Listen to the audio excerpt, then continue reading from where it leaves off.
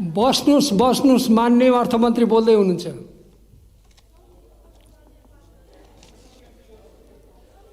सम्मान्य सभामुख महोदय, सभामुख महोदयको अनुमतिले मैले अर्थमन्त्रीको हैसियतले यहाँ आफ्नो भनाइ प्रस्तुत गर्न चाहन्छु।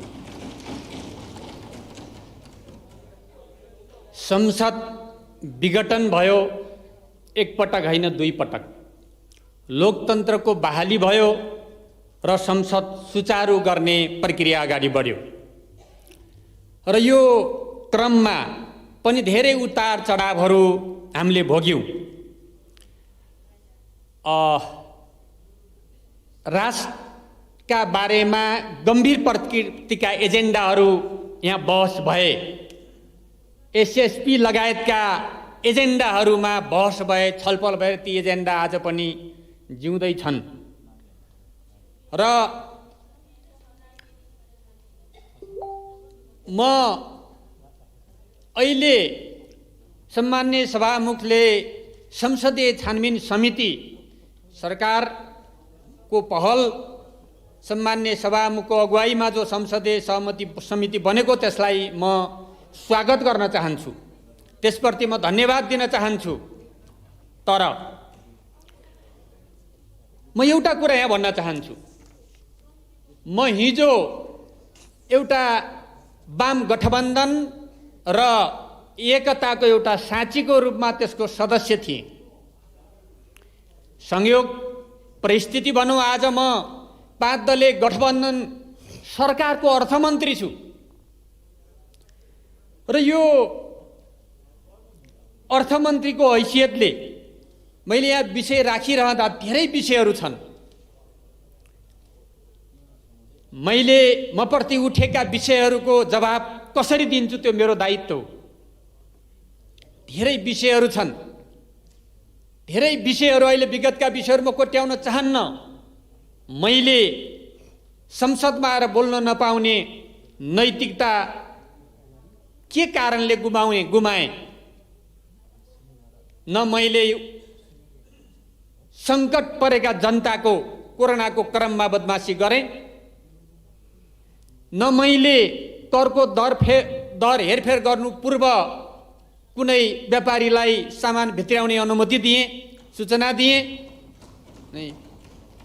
न मैले बच्चाको दुधको रेट बढाएर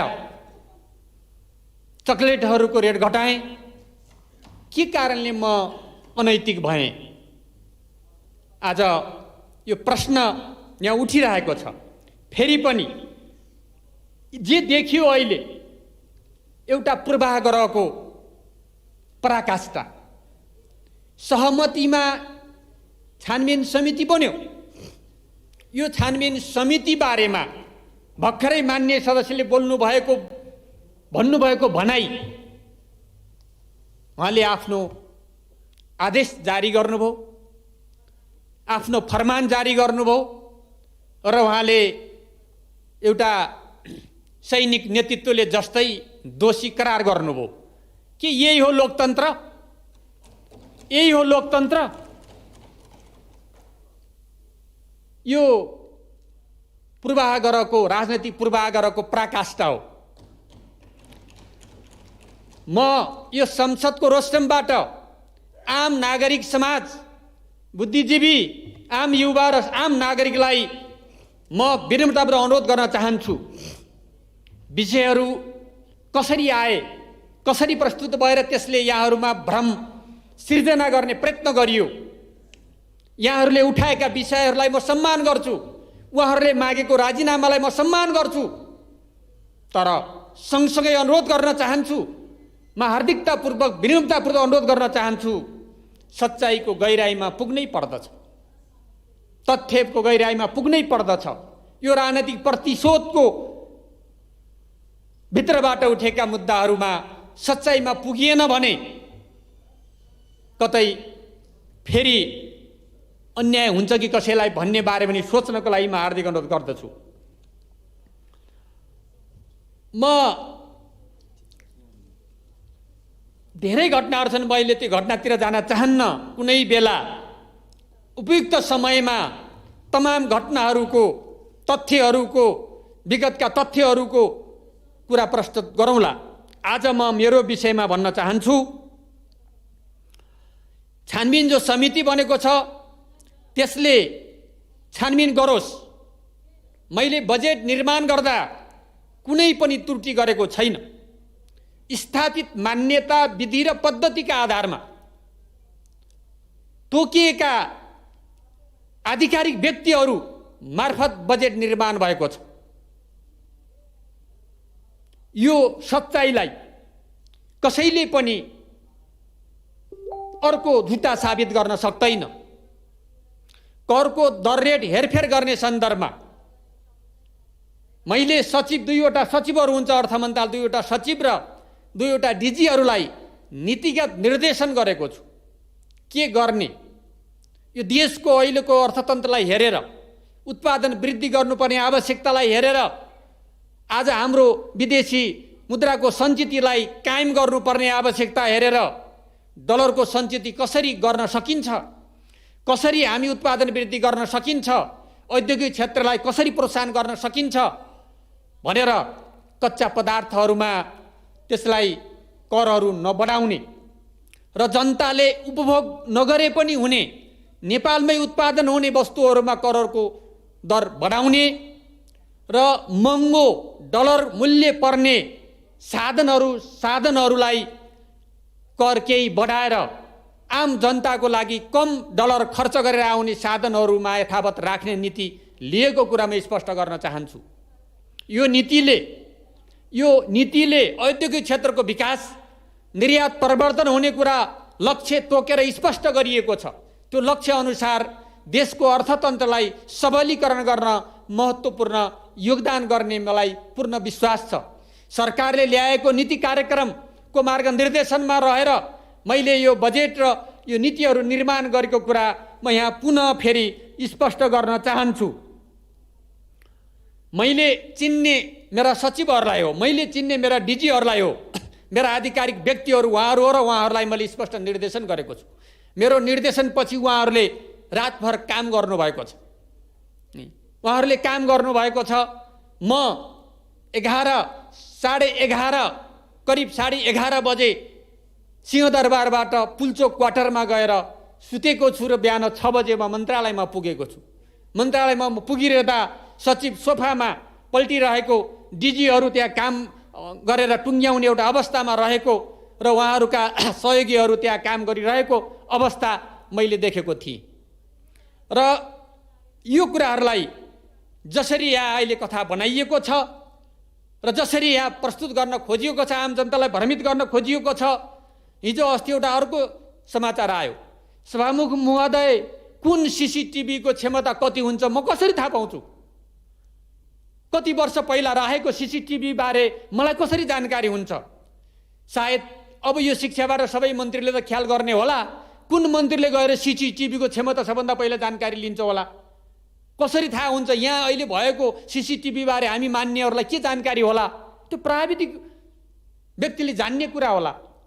त्यसलाई डिलिट गर्यो भनेर आम नागरिकलाई भ्रमित गर्ने जो प्रयत्न गरेको छ त्यसको म खारिज गर्न चाहन्छु। सत्य तथ्य त्यही छ। टेक्निकल रूपमा हेर्ने मान्छेहरूले त्यसलाई बेला मैले कसरी त्यसको जवाबदेहिता मैले लिन सक्छु? मलाई कुनै कुरा डिलिट गर्नु पनि छैन र मलाई त्यो जरुरी पनि होइन र त्यसको मलाई ज्ञान पनि छैन। यहाँ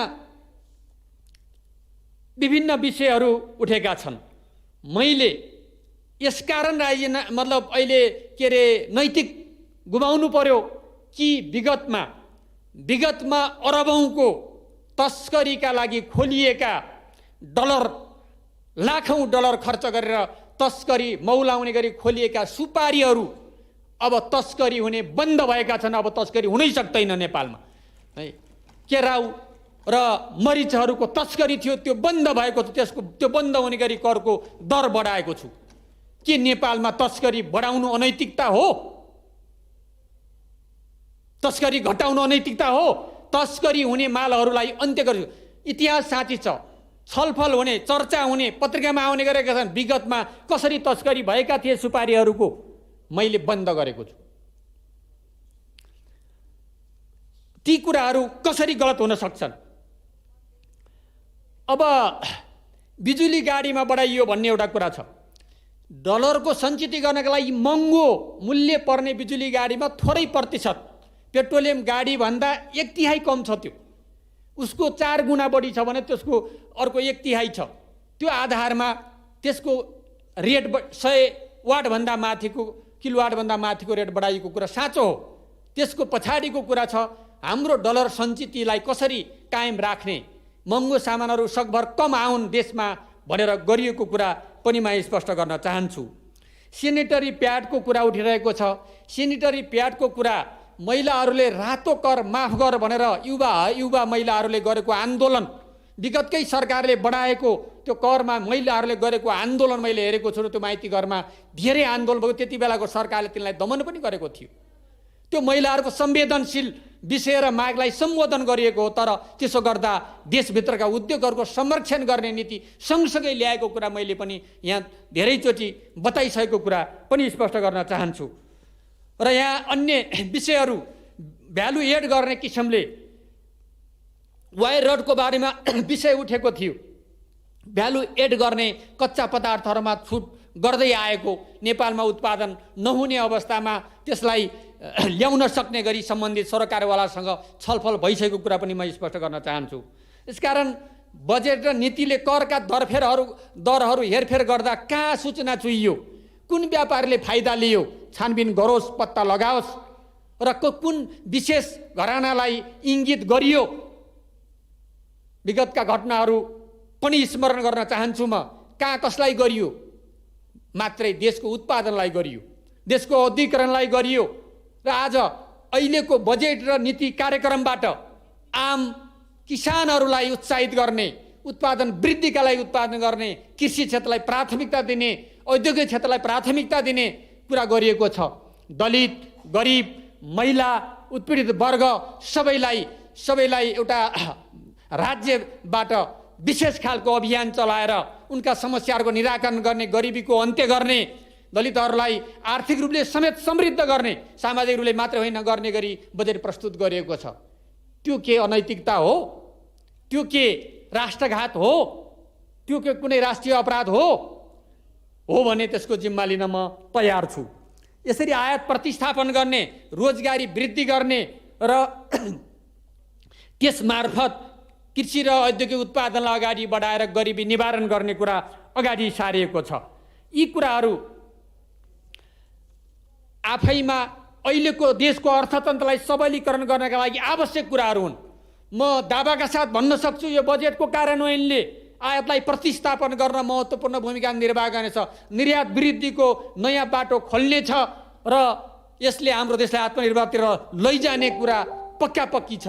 यसको लागि सिङ्गो राज्य संयन्त्र सबै नागरिकहरूलाई यसमा केन्द्रित गरेर अगाडि बढाउनु पर्ने आवश्यकता छ।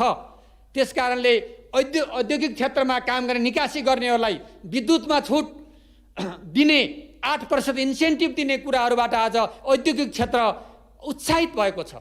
उद्योगहरू स्थापना हुने कुराहरू क्रम चलेका छन्, अगाडि बढेका छन् र यसले औद्योगिक क्षेत्रमा ठुलो परिवर्तन आउनेछ।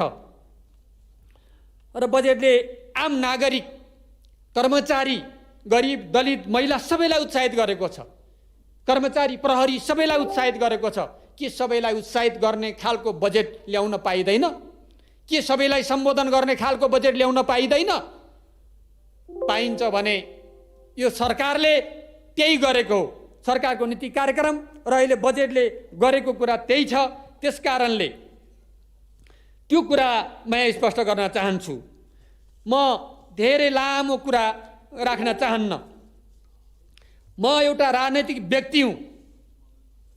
म यो देशको परिवर्तनको आन्दोलनमा ठुला आन्दोलनहरू र विभिन्न खालका आन्दोलन, जनयुद्ध, जनआन्दोलन लगायतका तमाम आन्दोलन, संविधान निर्माणका आन्दोलन, जनताको हक अधिकार स्थापित गर्ने कुराहरूमा मैले अग्रज नेताहरूसित काँधमा काँध मिलाएर अगाडि बढेको छु।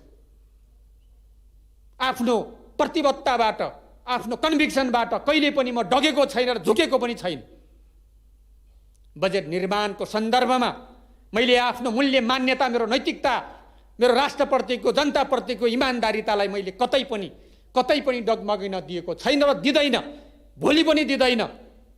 म हजारौँ छानबिनको लागि तयार छु, एउटा छानबिन होइन, हजारौँ छानबिनको लागि म तयार छु। है, छानबिन गरियोस्, एउटा संसदीय छानबिन मात्रै होइन, सबै छानबिनको लागि म तयार छु।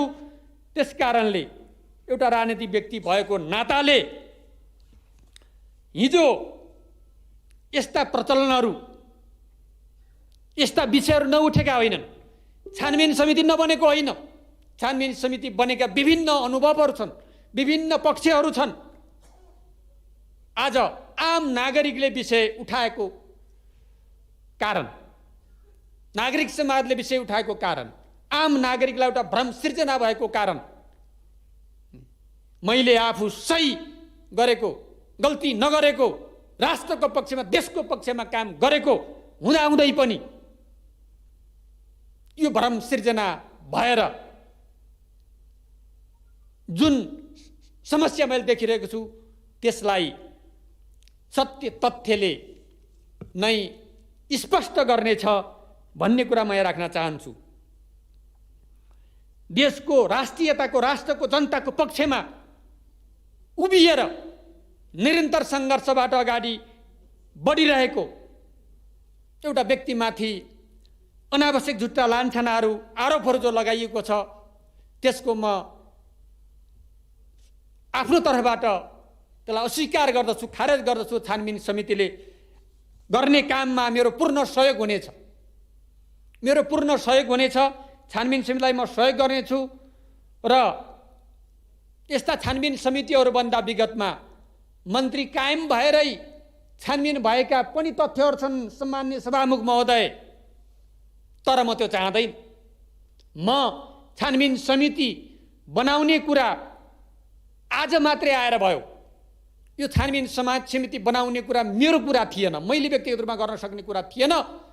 आज सरकार र सम्माननीय सभामुखज्यूको पहलमा जो समिति भएको छ यसलाई मैले स्वागत गर्छु, धन्यवाद दिन्छु। र यो छानबिनका लागि मैले मार्ग प्रशस्त गर्दै आफ्नो पदबाट राजीनामा दिएको घोषणा पनि गर्दछु। छानबिनले ल्याएको तथ्य सत्यका अगाडि म उपस्थित भएर फेरि म आफ्ना विषयवस्तुहरूलाई, आफ्नो अभियानलाई, आफ्नो कामलाई अगाडि बढाउने, देश र जनताको पक्षमा लाग्ने र प्रतिबद्धता पनि गर्न चाहन्छु। म धन्यवाद दिन चाहन्छु मेरो राजीनामा माग्ने नागरिक समाजलाई, युवा पङ्क्तिलाई। मैले गल्ती गरेको छैन, तपाईँहरूको आवाजलाई सम्मान गरेर मैले राजीनामा दिएको छु। तथ्यमा गइदिनु होला। धन्यवाद, नमस्कार।